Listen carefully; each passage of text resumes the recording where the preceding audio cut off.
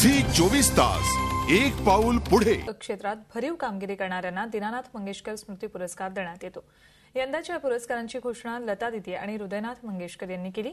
यंदाचा संगीतासाठीचा हा पुरस्कार सुरेश वाडकर यांना जाहीर झालाय। याच निमित्त लता दीदींशी बातचीत केली आमच्या प्रतिनिधी दीपाली जगताप यांनी।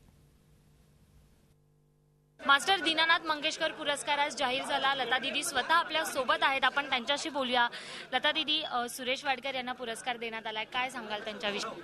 फार चांगले गायक आहेत आणि ते लहानपणापासून गात आहेत आणि एक नॅचरल गिफ्ट आहे त्यांना आणि त्यांच्या गाण्यामध्ये खूप मला स्वतःला खूप आवडतं। माझ्या भावाला पण हृदयनाथ पिक्चरमध्ये गाणी घ्यायची तर त्यांच्याकडूनच घ्यायचा, तर हृदयनाथला पण ते आवडतात आणि मलाही खरंच आवडतात आणि आम्ही इतके दिवस त्यांना अवॉर्ड दिलं नाही याचा मला जरा दुःख होतं, म्हणून मग मी हृदयनाथला आम्ही सुचवलं की सुरेश वाडकरांना आपण देऊया। जया बच्चनलाही अवॉर्ड देण्यात आलेला आहे, त्यांच्याविषयी काय सांगाल? खूप सारी गाणी गायली आहेत तुम्ही त्यांच्यासाठी। जया बच्चनजींसाठी मी खूप गायले आहे आणि जया बच्चन ह्या अतिशय माझ्यावर प्रेम करतात आणि मी त्यांच्यावर करते।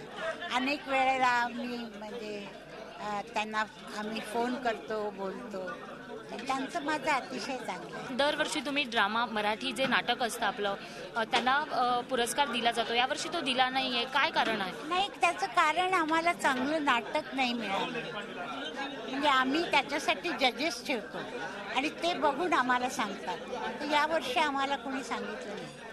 तुम्हाला असं वाटतं नाटकांमध्ये काही खंत आहे तुमची नाटकांविषयी किंवा मराठी जे नाटक येत आहेत त्यांच्या कलाकारांविषयी, अभिनयाविषयी काय सांगू शकाल?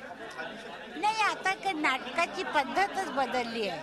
3 अंकी नाटक होतं, आमच्या वेळेला 5-5 अंकी नाटक असायचं, सगळी रात्र नाटक चालू असायचं, तर त्या नाटकांमध्ये आणि आजच्या नाटकांमध्ये खूप फरक आहे आणि आर्टिस्ट पण वेगवेगळे करतात काम, कधी करत नाही। मला जास्त माहिती नाही कारण मी बघत नाही नाटक जास्त। दीदी, शेवटचा प्रश्न, गुढीपाडवा येतोय, नववर्षाची सुरुवात आहे, आपल्या सगळे जे तुमचे चाहते आहेत त्यांना काय शुभेच्छा द्या? मी त्यांना शुभेच्छा देते सर्वांना गुढीपाडव्याच्या, आणि जे त्यांनी माझ्यावरती प्रेम केलं आहे प्रेक्षकांनी ऐकणार नाही, त्यांनी माझ्यावरती तसंच प्रेम ठेवावं, आशीर्वाद द्यावेत आणि माझ्या जीवनामध्ये तो एक मोठा भाग आहे की पब्लिक माझ्यावर प्रेम करतं, मला आणि काही नको, आणि खूप खूप शुभेच्छा।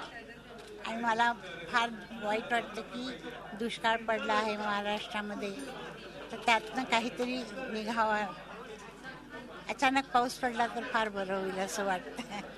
या होत्या लता दीदी, त्यांच्या काही आठवणींसोबतच त्यांनी नववर्षाच्या शुभेच्छाही त्यांच्या प्रेक्षकांना, चाहत्यांना दिलेल्या आहेत आणि सोबतच दुष्काळग्रस्तांसाठी हे नववर्ष काहीतरी चांगली बातमी घेऊन येणारं ठरं अशी इच्छाही त्यांनी व्यक्त केली आहे। व्हिडिओ जर्नलिस्ट अमित गिरीसह दीपाली जगताप, झी 24 तास, मुंबई। झी 24 तास एक पाऊल पुढे।